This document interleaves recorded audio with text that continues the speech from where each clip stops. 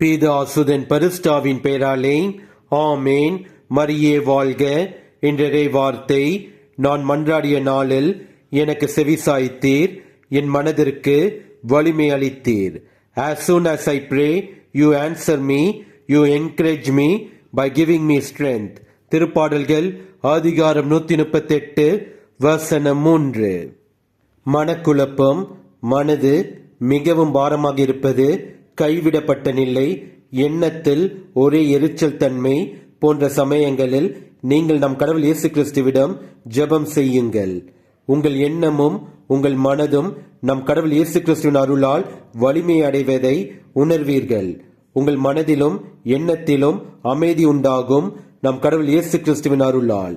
இயேசுவுக்கே புகழ். மரியே வாழ்க. ஆமேன்.